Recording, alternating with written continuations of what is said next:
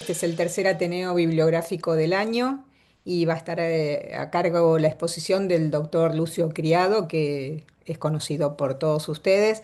Va a hablar de farmacogenética y estatinas entre la eficacia y la seguridad. Ese es el nombre de la exposición. El doctor Lucio Criado es profesor de la Diplomatura de Diabetes y Metabolismo de la Universidad Católica. Es magíster en farmacopolítica, presidente para Sudamérica del Comité de Estudio del Metabolismo y la Obesidad y asesor en farmacología de la Sociedad Española de Salud y Precisión. Bueno, muchísimas gracias por la invitación. La idea es contarles un poco en el baile este que estoy metido desde hace unos años. Bueno, en realidad no tengo ningún conflicto de interés con esta presentación y Ponerte Viejo tiene muchas cosas en contra, pero lo bueno que tiene es que uno ha vivido esta historia. Y esta historia comienza en el 50, cuando en Framingham comienzan a tener datos y nace la computadora. ¿Ustedes se acuerdan la famosa película esta de el código Enigma, que nace la computadora durante la Segunda Guerra Mundial, la Es, informática? Bien, de Alan Turing. Y Framingham fue el primer lugar donde empezaron a meterle todos los datos. ¿Qué le pasaba a toda esta gente? Después de eso, ¿qué pasó? Viene en el año 70 Archibald Cochrane en Gran Bretaña y dice, un estudio prospectivo es mejor que el análisis retrospectivo de lo que la historia pasó, hasta que la primavera del 86, yo era jefe residente, y Dave Sackett publica cuál es la mejor evidencia para el diagnóstico de embolia de pulmón. Hasta ese momento era la angiografía, y ahí empiezan a aparecer algunas otras cosas como evidencias. Y eso da el punto de partida a lo que se venía incubando, que era la medicina basada en la evidencia. Viene toda la cascada de metaanálisis, evidencias, guías, etcétera, etcétera, hasta que en el 2007 aparece un concepto nuevo que se llama desprescripción. Para todos lo mismo, no siempre. ¿Por qué? Y porque hay pacientes que no siempre adaptan o lo que dice la guía, como vamos a ver después, no aplica en este enfermo. Avanzan los tiempos. En 2015 en Stanford nace el concepto de Tailor Medicine, Tailor como un sastre, que quiere decir medicina hecha a medida de esta persona, y hoy hablamos de medicina de precisión, que es lo que este siglo XXI nos ha traído. Cuando todos nosotros, y me incluyo, eh, tuvimos que crecer con la tecnología. Si hay alguno que tiene menos de 30 años, la tecnología nació con ustedes, pero los que vimos nacer la computadora, tuvimos que nacer con la tecnología. En el 2000 tuve que ponerme a estudiar genética porque dije, se viene el genoma humano y no tengo ni idea de lo que me van a hablar y me convivo mal con mi ignorancia. Y hoy en día la farmacogenética forma parte de una realidad, como veremos a continuación. ¿Por qué hablamos de farmacogenética? ¿Y por qué? Fíjense, si yo tomo la medicina basada en la evidencia con dos veces estándar, me quedan 2,5 en cada punta, es el 5%. En un planeta que tiene 8.000 millones de habitantes, el 5% representa 400 millones de personas. Eso significa toda Sudamérica. Y esta gente, alguien tiene que darle alguna respuesta, que son aquellos que no le funciona la película como dice la película que tiene que funcionar. Y entonces vamos a ver qué es lo que sucede. Nosotros vinculamos la enfermedad con el tratamiento y eso es la medicina basada en la evidencia. Vinculamos la enfermedad con los genes del individuo y ahí tenemos genes involucrados en la enfermedad. Hiperproliferación familiar homocigota, déficit de lipoproteína lipasa, etcétera. Pero hoy en día estamos linkeando los fármacos con la persona y eso es cuáles son los genes involucrados en el éxito y la seguridad de este fármaco. Esto se llama medicina de precisión. Y en este concepto tenemos que empezar a avanzar. Normalmente nosotros tenemos un grupo de pacientes que le damos el tratamiento según ensayo o error. Algunos tienen síndrome de miopatía asociada a estatinas y abandonan. Y hoy en día la medicina personalizada posibilita elegir el medicamento a medida para cada uno. Y acá nos encontramos con distintos genes que tienen que ver con esta historia. Este me encanta, yo siempre pongo este slide porque nosotros leemos trials, pero las trials toman 200.000 personas, de las cuales seleccionan 1.800, con lo cual esto es lo que me dice el trial y la vida real es lo que el accidente que tengo a la derecha. Entonces, eso también tenemos que considerar. Los pacientes no escriben los libros. Y acá es muy interesante. Si miran, a la derecha tenemos una perinola, algo que jugábamos los viejos. Yo tengo cuatro opciones. Un medicamento puede ser efectivo y no tóxico, puede ser efectivo y tóxico, por lo cual tengo que cambiarlo, ajustar dosis, etcétera, o no efectivo o no tóxico, me doy cuenta porque el paciente sigue sintomático o progresa la enfermedad, o no efectivo o no tóxico. ¿Cómo sé yo dónde está?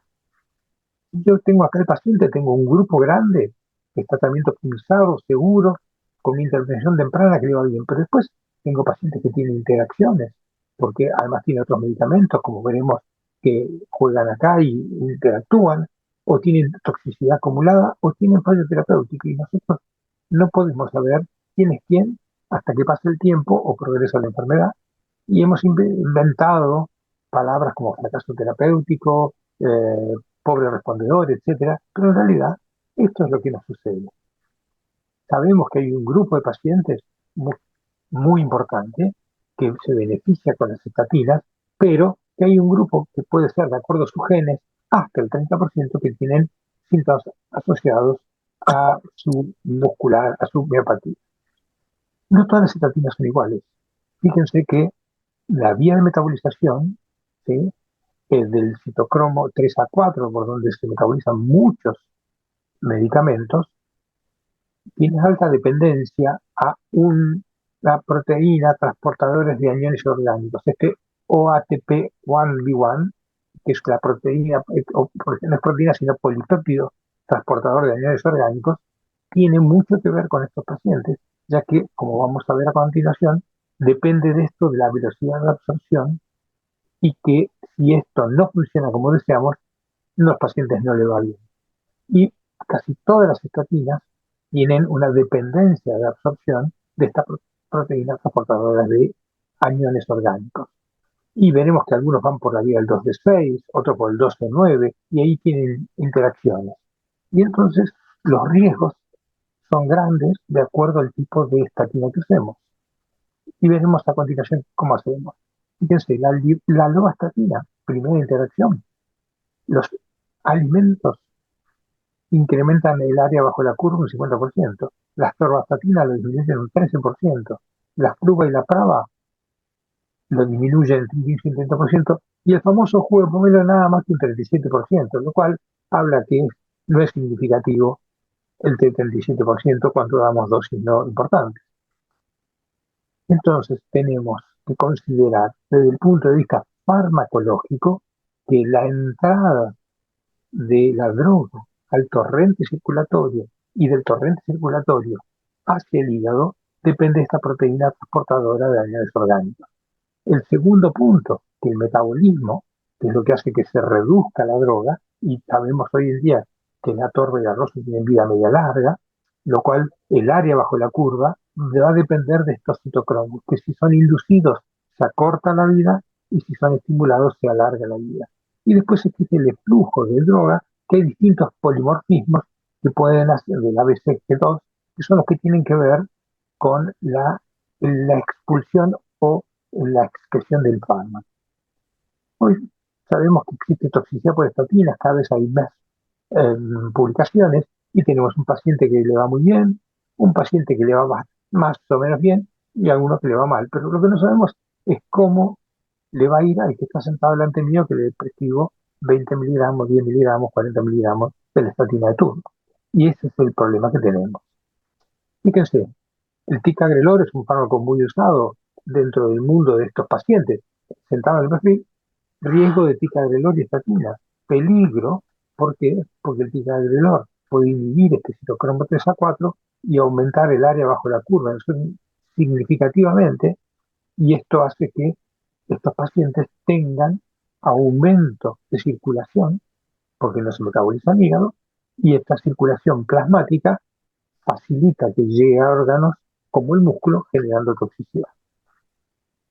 Otra de las publicaciones muy vistas son la hierba de San Juan, el hipérico, que se utiliza como antidepresivo, que también es un inhibidor del citocromo 3 a 4, y después las interacciones que existen con inhibidores de captación de serotonina, por ejemplo, pravastatina, y con otras estatinas, porque también va por el 3 a 4, y que tienen este tipo de mecanismo que genera aumento de la toxicidad muscular por parte de la paroxetina. Otro de los fármacos muy usados son los inhibidores de la fosfodiesterasa. el sildenafil y el tadalafil. Acá hay dos publicaciones de rhabdomiólisis inducida por rosuvastatina y sildenafil, y esto tiene que ver con que los pacientes reciben rosuvastatina o sildenafil y inhibe el metabolismo generando de absorción, generando que estén en el torrente circulatorio y generando daño muscular. Lo mismo sucede para el tadalafil y simvastatina. Por lo tanto, ahí vemos el perfil de enfermo que recibe estatina, recibe otros fármacos que pueden generarle daño muscular. Si yo tengo un diabético, típico paciente que recibe estatina, ¿qué IDPP4 no le debería dar? Y saxaglitina, porque la saxaglitina es la única que se metaboliza por el citocromo 3A4, pero también el diltiazem es un inhibidor del 3A4, que es otro fármaco que usan estos enfermos. Y entonces generan toxicidad con atorva, que es la que va dominantemente por la vía del 3A4. Y fíjense lo que sucede con el área bajo la curva. Simvastatina y traconazol, 19 veces. Rosuvastatina y ciclosporina, 10 veces. Ciclosporina torva, 8 veces. Entonces, si nosotros le damos dosis máximas, por ejemplo, apoyados en el famoso estudio Miracle, para darle 80 miligramos de atorva post-evento cardiovascular, ya que eso tiene un efecto importante, y ahí después veremos que no va tanto por ahí el efecto importante que deseamos tener, ¿qué es lo que sucede? Eh, los pacientes tienen daño muscular y pueden correr el riesgo de daño renal secundario al daño muscular. Y aquí lo tenemos. Rhabdomiólisis por estatina reporta un caso fatal, revisión de la literatura. Esto, y a partir de ahí hay múltiples publicaciones, esta es una publicación de hace unos años, de cómo este área bajo la curva genera mortalidad. Bueno, ¿qué tenemos en común? No es la facha precisamente, sino que tenemos licencia para matar. Como el artículo anterior, vimos claramente que estos pacientes se murieron, ¿no? Y aquí lo que vemos es los pacientes con ciclosporina, itaconazol, ketoconazol, claritomicina, ticagrelor, todos estos pacientes pueden generar daño muscular severo y daño renal secundario con riesgo de mortalidad. Existen los diltiazem, la eritromicina, el jugo pomelo, que debemos ajustar, pero hay drogas como la aspirina y clopidogrel que no tienen ninguna interacción, sobre todo con la atorvastatina. Y acá me voy a detener un segundo en este slide porque es muy interesante. Cuando nosotros descubrimos la estatina, esa es una inhibidora del hidroximetilglutaricoenzima A, que es la responsable de esta disminución del colesterol. Pero cuando se reduce el colesterol, también se produce una reducción de farnesil y geranilo a este nivel, que son dos moléculas protrombóticas que justifican el efecto pleiotrópico. Por lo tanto, en los pacientes que tienen déficit eh, enzimáticos o interacciones, no deberíamos usar dosis tan altas porque el efecto beneficioso también se obtiene con dosis bajas.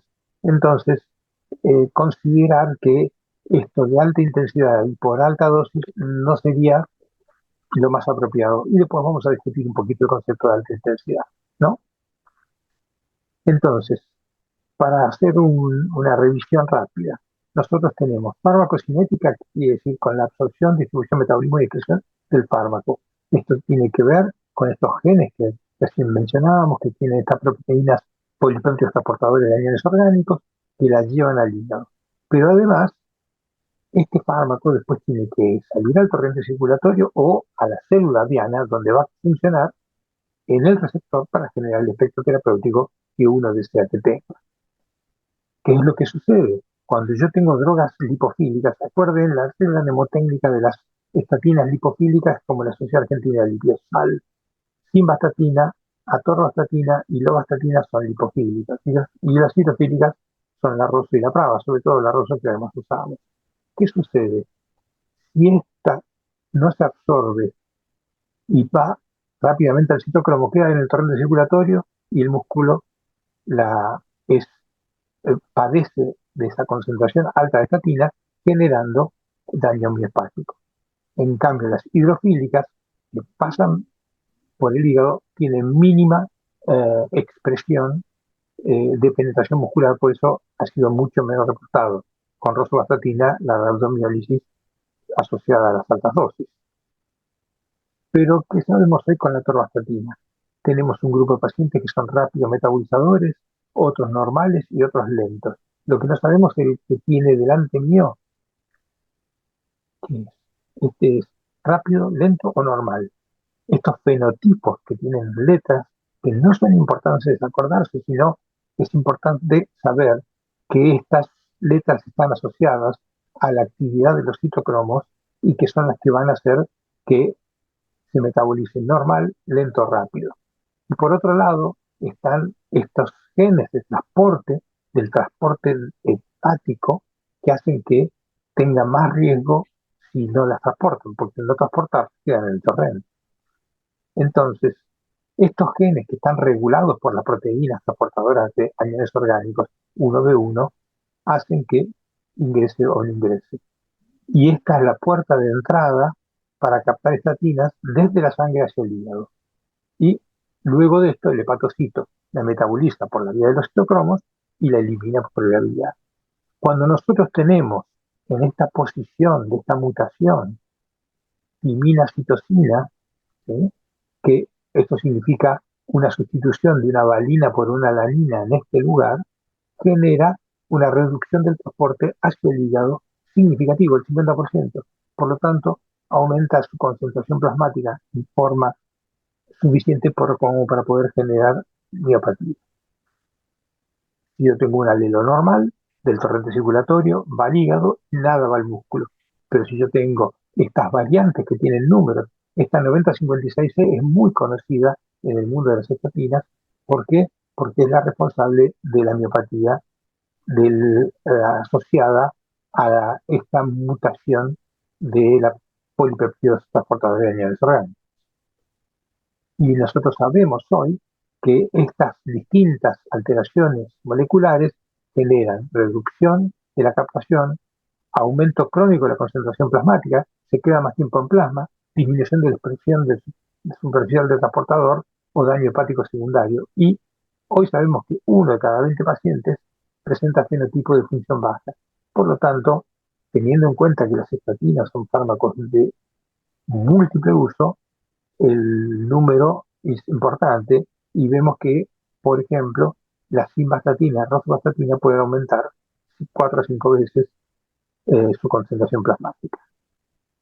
Cuando yo tengo estos atorva, rosu, simba, prava, que las vías metabólicas principales son 3 a 4, sobre todo, acá también tenemos las proteínas aportadas de animales compartidas con la atorvastatina, pero a diferencia de la rosuvastatina va por la vía del 2 y no por la vía del 3, el 12-9, pero fíjense que deberíamos reducir la dosis o cambiarlos para fármacos que tengan menor toxicidad. Cuando yo busco en PubMed, la búsqueda hace 10, 12 días, hay 622 resultados si yo pongo las palabras mágicas estatinas y farmacogenética.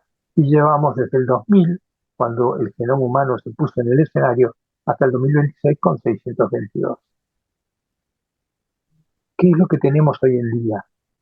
Existe esto que les voy a presentar que se llaman las guías de clínicas, ¿sí? De consensos para usos de fármacos.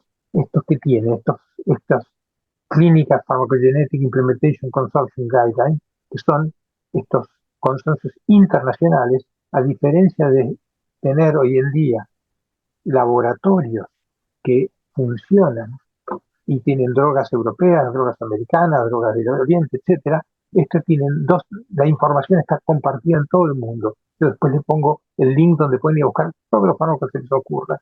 Entonces, perdón, yo tengo un paciente que requiere estatina, la tolera bien, fantástico. Si yo tengo genotípico y va bien, fantástico. Si no, yo puedo saber que le tengo que dar dosis bajas. ¿Por qué? Porque si no, va a tener la misma efectividad que le doy 20 a que darle 80 miligramos de atorva, por ejemplo. Y aquí tenemos esta tabla de farmacogenética. Si ustedes ven este link que está abajo, www.farmacogenetic.org, aquí pueden encontrar de todos los fármacos del mundo que se les ocurra qué información genética hay al día. Se carga una vez por semana toda la información genética eh, que se va descubriendo en el mundo entero. Por ejemplo, hace menos de un año se planteaba que los pacientes que tienen fenotipos, estos 90-56, 36-57, 62-83, hay que reducir la dosis un 50% para Rosas-Invalova y un 75% para Torva. Y entonces tengo pacientes que reciben la dosis adecuada a su metabolismo. Yo les pregunto, ¿cuál será mi genoma? Este es mi genoma. 37% judío europeo, 31% francés, 11% español, llego hasta los virales. Y cuando voy a ver mi fármaco genético, fíjense, sobre todo de estatinas, las rojas son las drogas que no debería usar porque no tengo genes. Para warfarina, para omeprazol, etcétera, no tengo genes. Y las amarillas, lo que tengo algunos genes que hacen que no sé si me voy bien. Cuando yo voy a la rosuvastatina, como está marcada acá, y me mapean, aquí me mapean sobre 15, encontraron todos estos genes involucrados. Menor respuesta a tratamiento, menor reducción, mayor riesgo de intolerancia, síntomas musculares. O sea, no me den rosuvastatina, muchachos, porque me va a ir muy mal a mí. Entonces, esto también significa cómo hacer medicina personalizada. Y este fue un paciente que recibí que tenía lesión de más de 2 vasos, había recibido rostro y atorva con baja intensidad y no correspondía. Recuerden, este es el área bajo la curva de un paciente normal, este de una función disminuida y este porque va sumando alelos. A medida que va sumando alelos, tienen menos.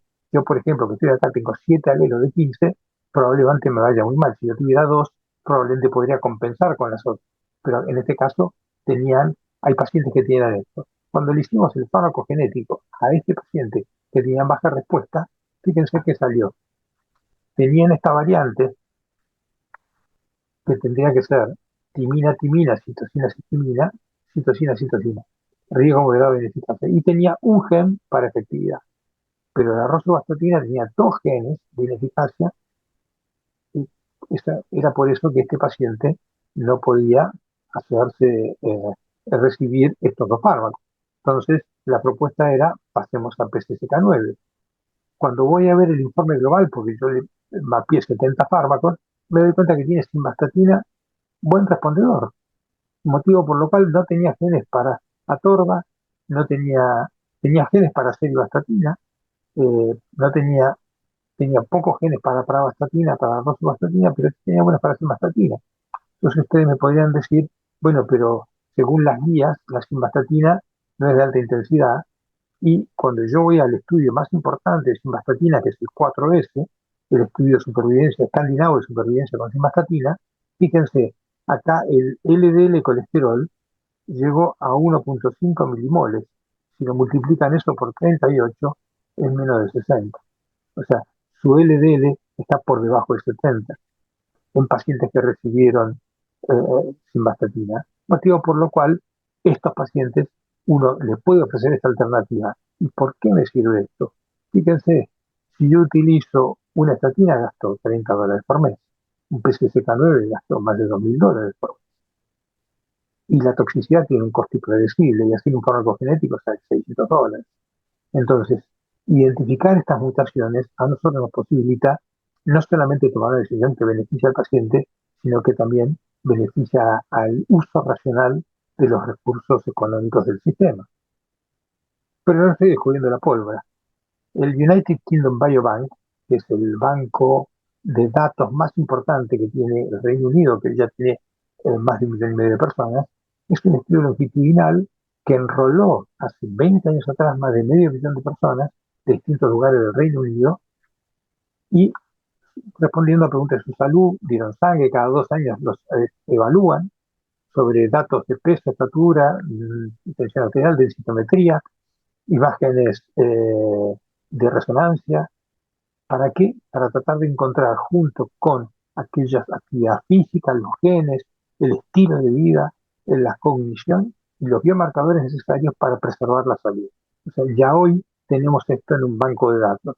Y no solamente eso, yo tengo contacto con un grupo que hoy basa en algoritmos inteligentes de la genómica del paciente, del el perfil de patologías, el riesgo multigénico, el integrar lo alimentario, los requerimientos sanitarios, la calidad de vida, el estándar económico, el estándar educativo y este machine learning, que es que la máquina es capaz de darme información necesaria para tomar decisiones asertivas centradas en la persona. El clínico es un puente entre la evidencia, que es indiscutible y que no debemos dejarla, pero hay pacientes que debemos pensarlos de una forma distinta. Las guías solo nos informan las respuestas de la mayoría. La observación clínica sumada a la farmacogenética posibilita una terapéutica efectiva y segura. Esto es lo que tenemos que hacer con todos los pacientes.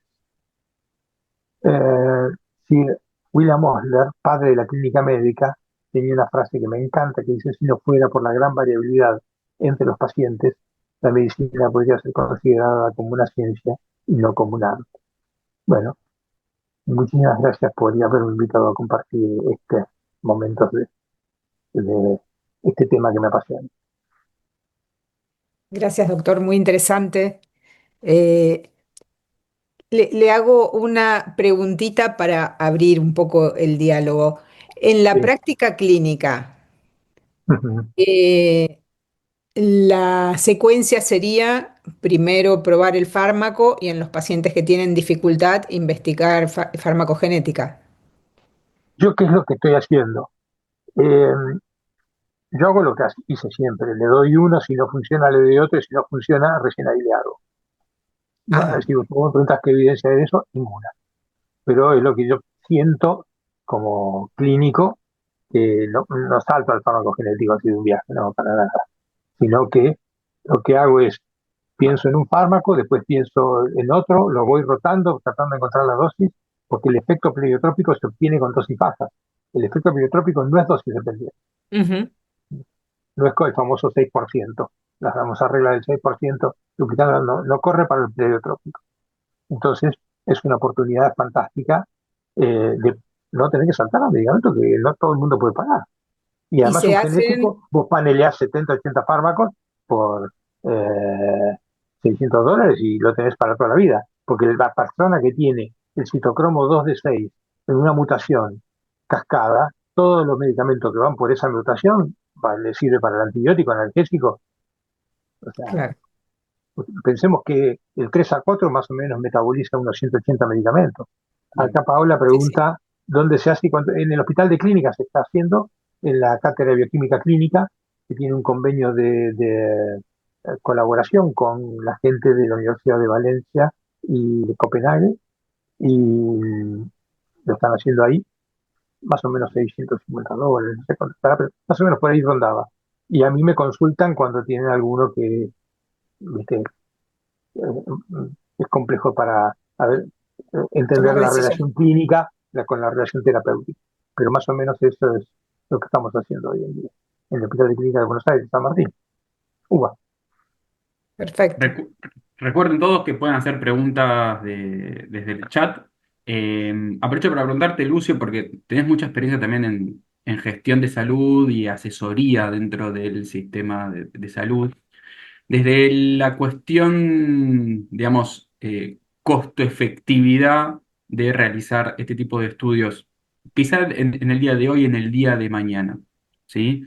En el armado de una gestión de salud, ¿esto podría ser algo poblacional o debería seguir siendo algo individual? Gran Bretaña, que no son muchachos que gastan la plata mal, sino que la gastan bien, hace 20 años empezaron. Y no solamente eso, cuando yo estudio a una persona, a veces yo tengo, por ejemplo, tengo algún paciente que no respondía, un paciente reumatológico, que sigo con una médica de España.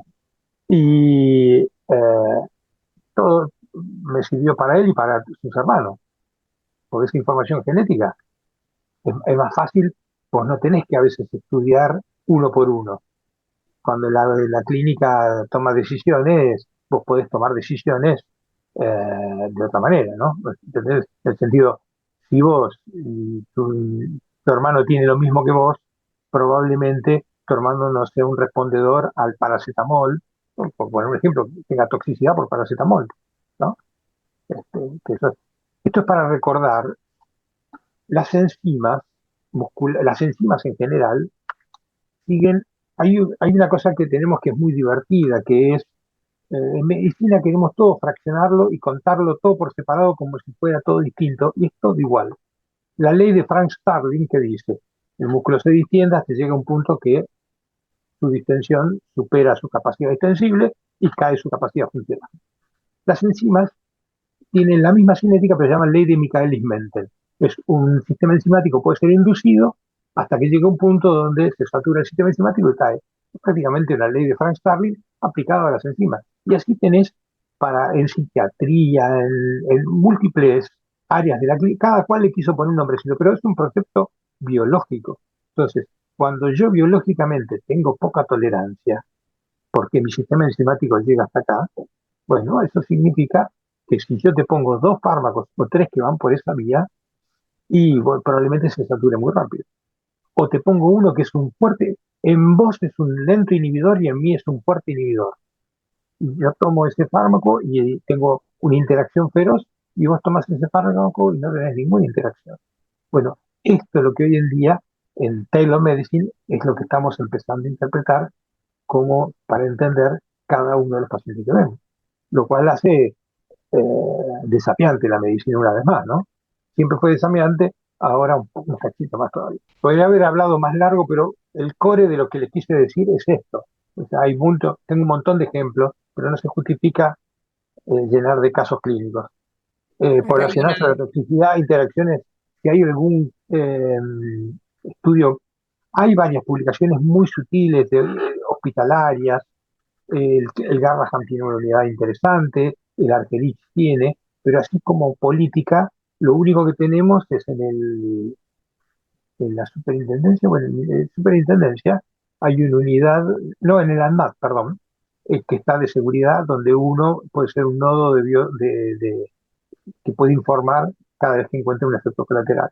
Hay una planilla que vas a internet, pones efectos tóxicos en MAT y colgas ahí el caso del paciente con todos los detalles para dejarlo documentado, sí, sí. Pero no tenemos es cómico, yo lo digo siempre, que hacemos los comités de seguridad de pacientes en los hospitales y nos preocupa más que se caiga a la camilla a que dos medicamentos lo maten. Y es más probable que tengamos interacción de medicamentos porque le ponemos 2, 3, 4, 5, 6, 23 medicamentos a los pacientes y que tenga efectos colaterales. Pero bueno, la mortalidad hospitalaria no hace muchas preguntas, pero si se cayó de la camilla es un problema. Yo creo que todos los hospitales tienen que tener un comité de prevención de interacciones. En Estados Unidos existen todos los hospitales. Acá hay una pregunta que Sí. realizan acá en el chat. Respecto a los nuevos fármacos hipolipemiantes que actúan sobre el ARN y el ADN, ¿hay datos de farmacogenética? Cuando están hablando de los fármacos que actúan sobre ADN y ARN, ¿a qué se refiere puntualmente? Entiendo Porque una cosa, inclisiran como uno de los ejemplos. sí, actúan sobre ARN. Sí. Fármacos que actúan sobre ADN, en realidad tenemos muy poco porque el ADN no tiene posibilidad de ser modificado, ¿no? El ARN sí tenemos posibilidad de modular, no el ARN, sino una respuesta del ARN, podemos inhibirla o estimularla. Eso sí puede hacerse. Y aprovecho, sí, que nos estamos bien de tiempo, les cuento chismes, ¿no?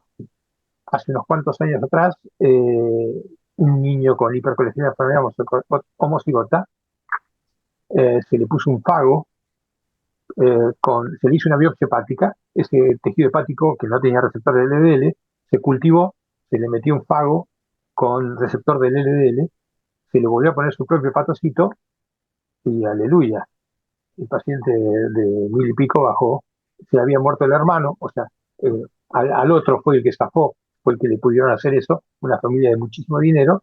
Hoy en día eso está prohibido por bioética, los comités de bioética no permiten hacer ese tipo de cosas, pero bueno, ahí fue una de esas cosas raras que la historia tiene, que sí, ahí sí se trabajó sobre el ADN, específicamente y ARN, se hizo un cambio para fabricar receptores.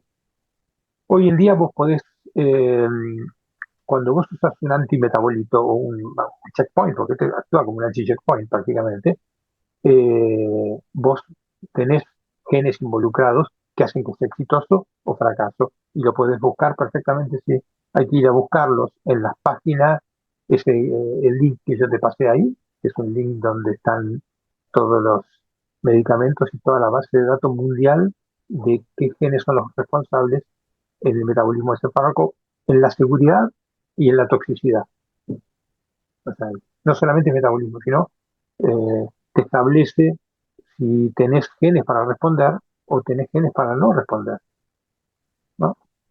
Que eso también forma parte de la respuesta terapéutica. Acá hay otra pregunta que hace uno de los asistentes. ¿Tenemos algún estudio propio poblacional sobre la toxicidad e interacciones de los estudios presentados? No, a nivel Argentina estamos, Latinoamérica está todavía viendo si compra el chupetín para saber de qué se trata el chupetín. O sea, no.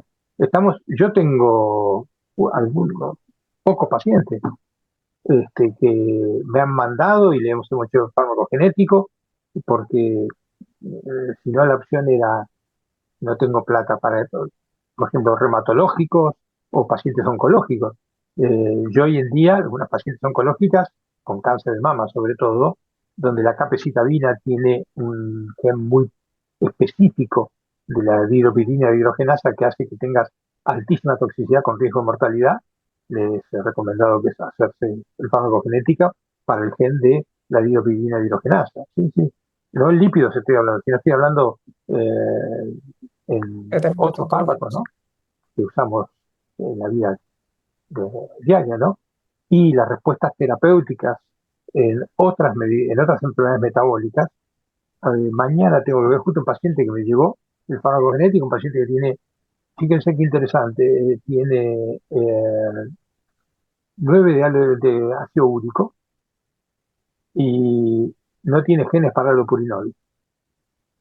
Tiene genes, mejor dicho, tiene genes para tener toxicidad para el purinol. Epidermolisis por alopurinol, tiene la mutación. Y ya le habían dado una vez hace como 8 o 9 años y le fue muy mal y entonces dejó y ahora otra vez está con 9 de ácido úrico, no tengo mañana en videoconsulta. Pero digo, cuando vos vas a los pacientes que van a tomar un medicamento un tiempito largo y uno tendría que empezar a pensar, sobre todo si te dicen, mire doctor, que en mi familia no hemos incorporado la frase, ¿alguien en tu familia tomó este remedio? ¿Cómo le fue? Esa frase no la tenemos en la lista de preguntas para hacer a los enfermos. Pero bueno, tenemos que seguir aprendiendo. Yo sí me declaro más ignorante que sabio en este capítulo. Aprendo mucho con los pacientes. Los pacientes me obligan a estudiar. Tengo una consulta, Lucio. ¿Hay evidencia sobre eh, farmacogenética y riesgo de diabetes en pacientes con estatinas? Podés buscar los genes para que tengan predisposición a diabetes. Acá hay una cosa muy atractiva. Justo está metiendo el dedo en un ventilador que a mí me encanta. O sea, nosotros no tenemos solamente genes de estatina, nosotros tenemos genes para un montón de cosas. Entonces, los genes que tenemos, por un lado, tienen esta cosa, pero después, el que determina que yo tenga la enfermedad no es el ADN, es el ARN. Cuando yo permito que mi microbiota se altere y tenga disbiosis y aumente la permeabilidad, genera una condición proinflamatoria de base. Si este paciente tiene genes ADN para tener artritis reumatoidea, tiene artritis reumatoidea. Para tener psoriasis, tiene psoriasis. Pero si tiene genes para diabetes, va a tener diabetes. Si tiene genes para tener Alzheimer, por ejemplo, voy a dar una charla en 2 semanas para adelante sobre ApoE. ApoE, decime si tenés E2, E3 o E4. Porque si tenés para un lado, tenés enfermedad cardiovascular y si tenés para otro, tenés Alzheimer. Dime qué fenotipo de ApoE tienes y te diré qué parte de tu cuerpo se va a enfermar. Bueno, entonces, si yo creo un sustrato, eso sí tiene que ver con el ARN mensajero, la permeabilidad intestinal crea un escenario proinflamatorio de baja, eh, de bajo grado, yo predispongo a que el ADN se exprese. Y al expresarse, aparecen las enfermedades que están en mis genes. Por otro lado, para hacerlo un poquito más atractivo, cuando yo en mi intestino genero una disbiosis intestinal, altero la microbiota, la relación firmicutes-bacteroidetes la caída de la Akkermansia, todo esto que sucede en el paciente que tiene insulina resistencia, una de las cosas que pasa es que tengo también epsidina resistencia. ¿Qué quiere decir? La epsidina, que es una proteína que frena la absorción intestinal de hierro, no la frena y aumenta la permeabilidad al hierro. ¿Y esto qué tiene que ver? El hierro se pega a todo, sobre todo a los lípidos, porque son electronegativos. El hierro es electropositivo y tiene una valencia libre. El hierro nació ¿para qué? Para transportar oxígeno. Entonces, tengo lípidos oxidados. Las especies reactivas de oxígeno son el fruto de esta incapacidad de la flora intestinal de frenar la absorción de hierro. Entonces, la peroxidación lipídica es uno de los mecanismos que también subyacen. Pero si yo no tengo genes para diabetes y tengo genes para otra cosa, tendré otra cosa. O para cáncer, o para... Entonces, es así, hay que preguntar, con reacción secundaria apareció, no. El bempedoico no tiene rhabdomiólisis, no da la rhabdomiólisis, no, el bempedoico no. Justamente nació para los que tienen rhabdomiólisis, pero lo ideal es dar estatina porque no tiene el efecto pleiotrópico del bempedoico, que es muy importante, no es menor. Entonces, volviendo al anterior, el proceso oxidativo. Nosotros nacimos, somos un animal de temperatura constante. Para hacer eso tenemos que hacer oxidorreducción todo el tiempo y nuestro metabolismo es CO2 que exhalamos y agua caliente que queda para adentro. Pero este proceso requiere una cantidad de hierro necesaria, de ATP, ADP, pero ¿qué es lo que sucede? Si tengo de más, me sobreoxido. Y la sobreoxidación hace que aparezcan, de acuerdo a mi ADN, un montón de enfermedades. O sea, el ARN condiciona a la aparición de la enfermedad. No sé si los mezclé mucho, pero esto es fundamental, porque es la relación que existe entre el ADN y el ARN. Tuve que Acá hay estudiar una mucho pregunta que nos había quedado medio perdida. Si hay algún rol de la inmunidad en la respuesta en la que intervenga la farmacogenética o viceversa. de la inmunidad. A ver, quiero tratar de entenderla.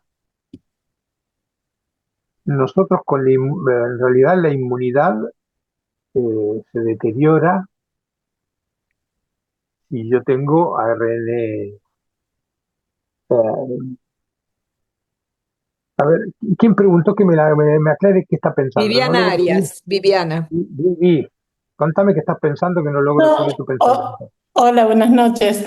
No, quería saber, digamos, qué rol juegan los genes, si hay un nexo entre, digamos, la inmunidad, el rol de la inmunidad, tanto celular como eh, eh, digamos, en esto Humoral. de modificar o en la epigenética, digamos, si nos puede cambiar algo, autoagredirnos o si, digamos, ¿cómo es, si hay un nexo entre genética e inmunidad que dé lugar a la aparición de diversos fenotipos, ¿no es cierto? En lo que sea, en la respuesta a los fármacos, en enfermedades. ¿Me entendés lo que te quiero decir? Sí, sí, ahora entendí. Bueno, Perdón, la pregunta. no, te cuento de dónde lo veo yo, de dónde yo lo veo. Primero, nosotros tenemos una inmunidad que viene con nosotros, que viene, Sí, la que me transmite la mamá, innato. que dura 6 meses, etcétera, la química, y después con el paso del tiempo pasamos a la inmunidad intestinal. O sea, la placa de Peyer pasa a ser la que domina la película. Por eso es tan importante para la inmunidad la nutrición. Por eso tenemos ahora todas estas novedades de los microplásticos, de los alimentos, de todo.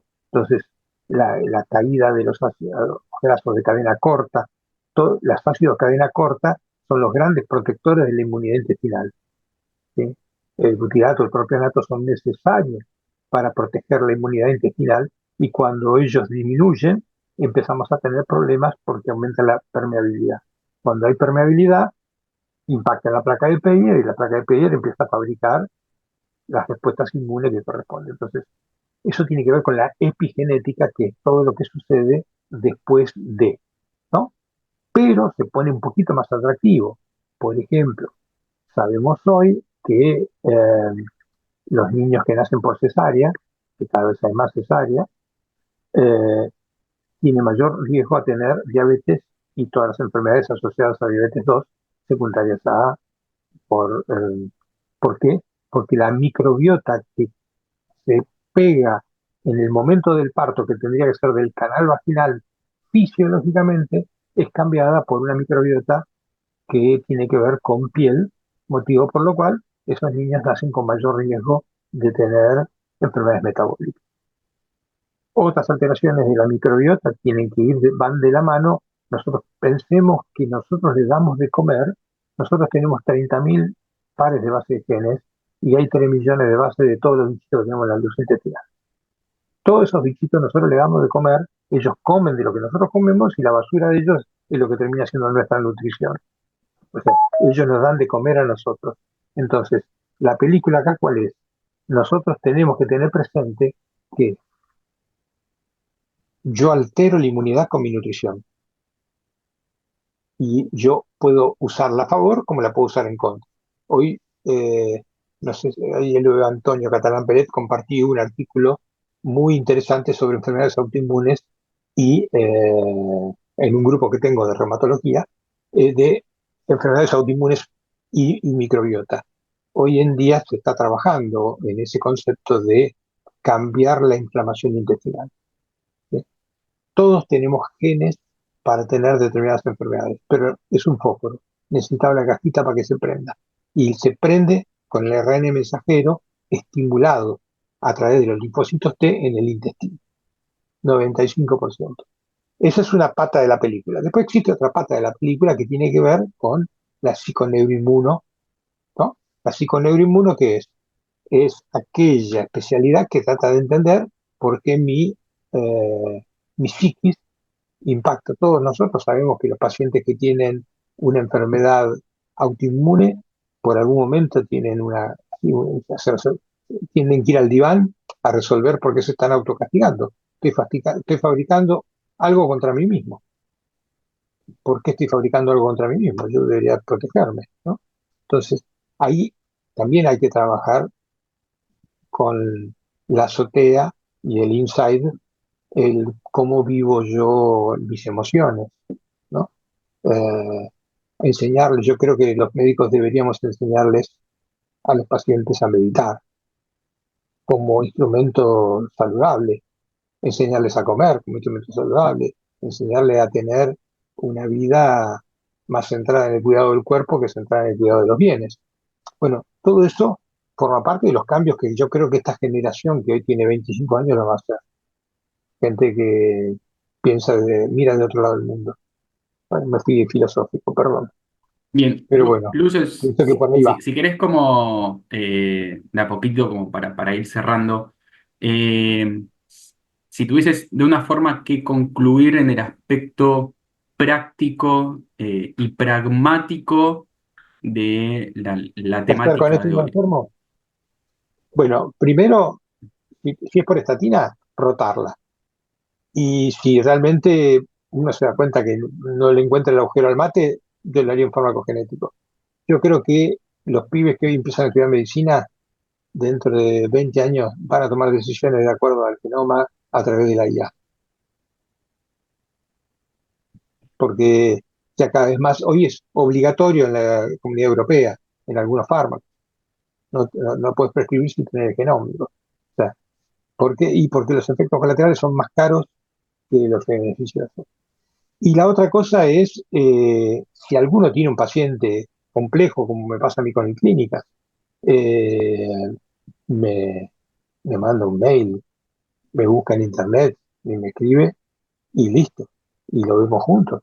Yo creo que yo les digo, yo en el 2000 me tuve que poner a estudiarme para genética porque vine al genoma humano y yo no sabía nada. El Cecil tenía 15 renglones cuando yo estudié de genética. Ni una página.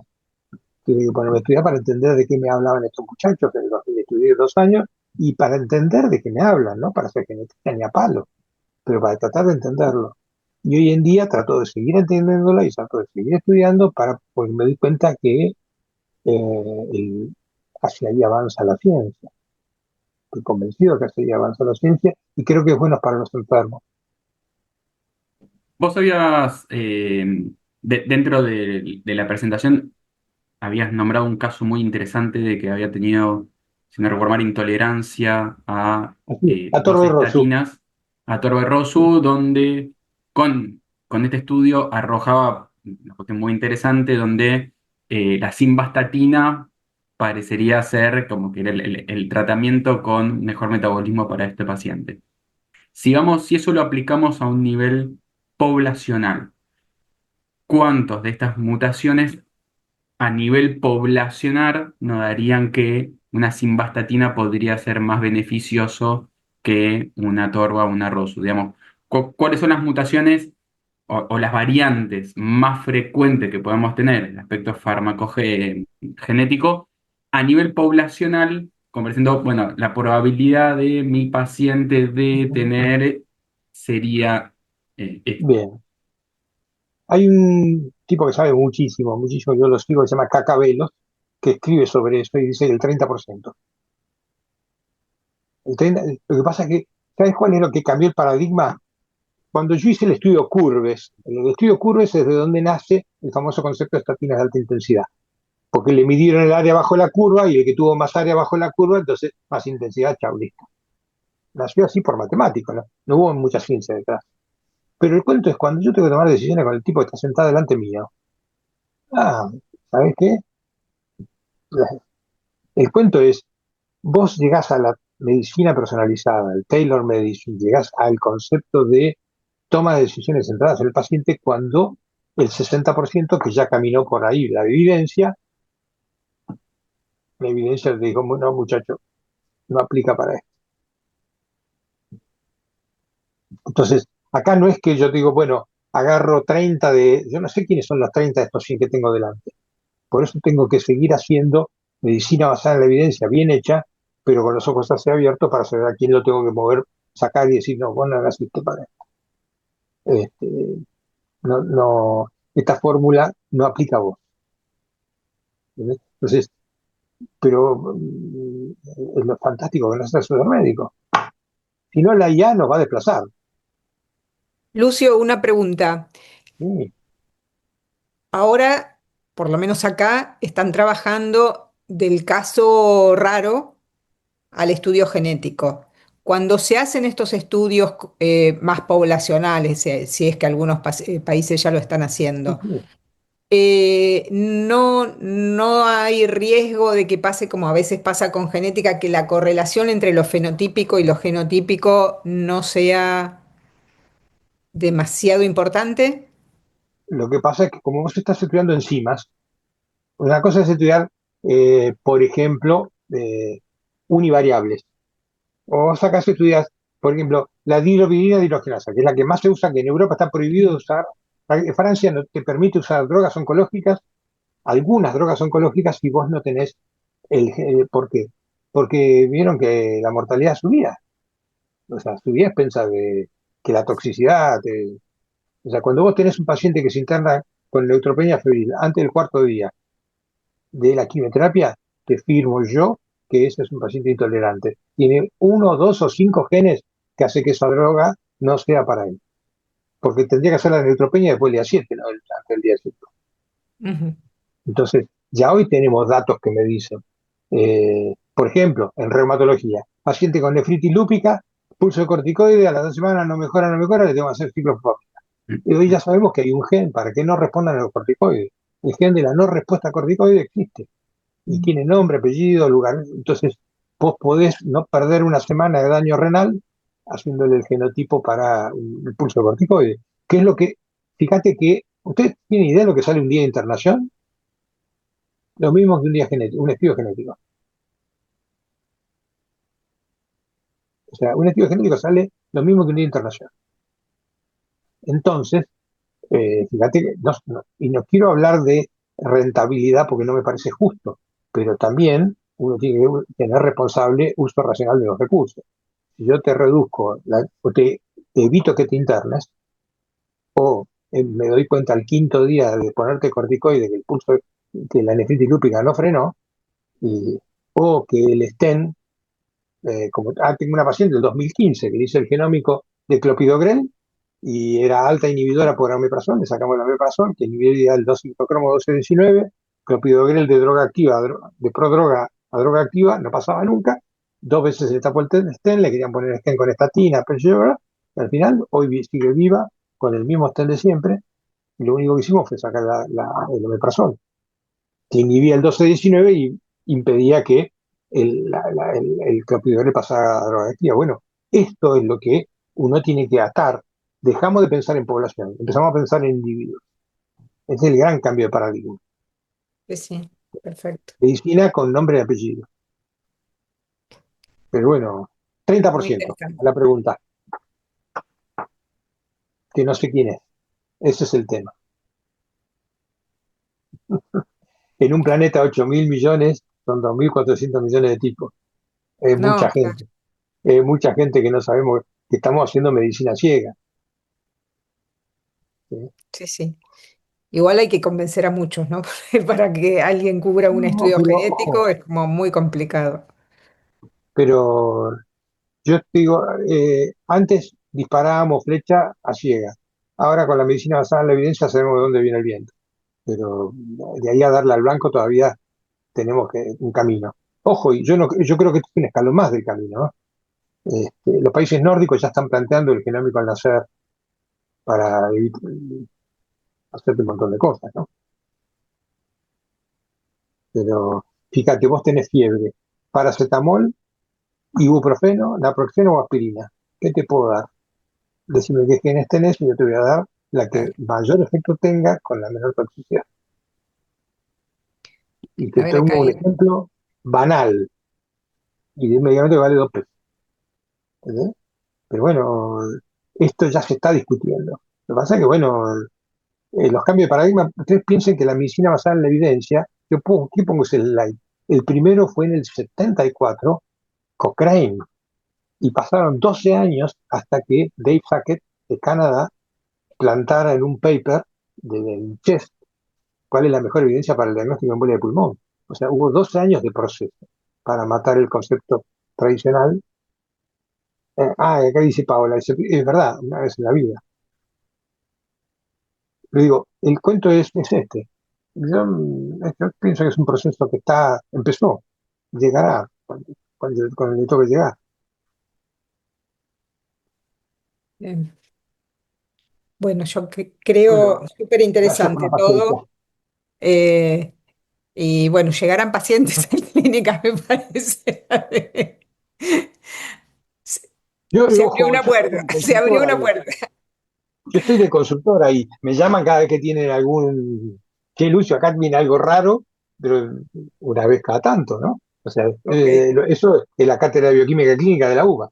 Yo, ni siquiera es medicina, es farmacia y bioquímica. bueno, perfecto. Bueno, no sé si no hay ninguna, no sé si tenés alguna otra cosa que quedaba por ahí. Agradecer, agradecer la Si invitación. no, te agradecemos mucho por la exposición, por la charla, muy enriquecedora. Y nos estamos Gracias a viendo ustedes. en el próximo Ateneo, el próximo tercer lunes del próximo mes. Bueno, chaucito a Muchas todos gracias a ustedes. entonces.